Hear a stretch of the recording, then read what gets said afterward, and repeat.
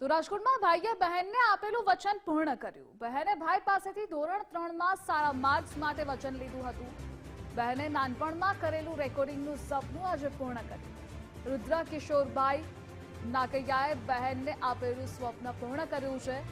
રાજકોટના શિક્ષક પુત્રએ કોમર્સમાં 99.99 લાવી નામ રોશન કર્યું। રુદ્ર એ આગળ વધુ યુપીએસસી ક્લિયર કરવાનું સપનું સેવી રહ્યા છે।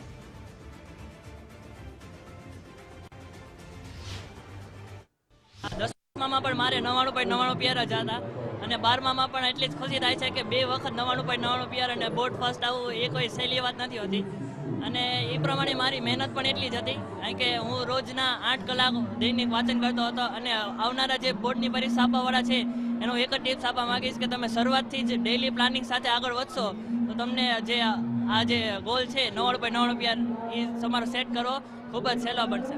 ભવિષ્યમાં હું યુપીએસસી સીએસસી એક્ઝામ દઈને આઈએએસ બનવા માંગુ છું અને પહેલેથી જ મારો ડ્રીમ ગોલ એ છે એટલે જ મેં કોમર્સ પ્રવાહ પસંદ કર્યો છે। ખૂબ જ આનંદ થાય છે અત્યારે કે 10મા ધોરણમાં પણ 99.99% લાવીને બોર્ડ ફર્સ્ટ લઈ આવ્યો હતો અને એવી રીતે આજે 12મા ધોરણમાં પણ 99.99% લાવીને અમારા ગઢવી સમાજમાં આ પહેલો વિદ્યાર્થી એવો છે કે જે 10મા ધોરણમાં 99.99 લઈ આવ્યો અને અત્યારે 12મા ધોરણમાં પણ 99.99 લઈ આવીને અમારા સમસ્ત ગઢવી સમાજનું ગૌરવ વધાર્યું છે।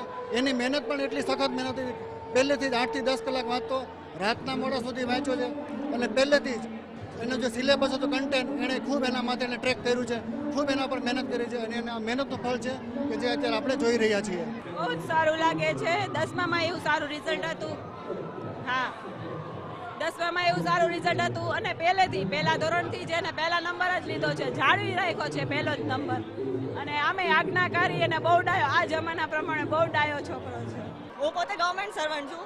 હું એટલી શ્યોર હતી કે મારો ભાઈ આ વખતે 99.99 વાળો પીઆર લઈ જ આવવાનો છે એટલે ત્યારે રાતની 1:30 વાગ્યાની બસમાં બેસીને પણ હું પહોંચી ગઈ કે ના આજના સેલિબ્રેશનમાં મારે ત્યાં એડ થવું જ છે એમ ગમે એમ કરી।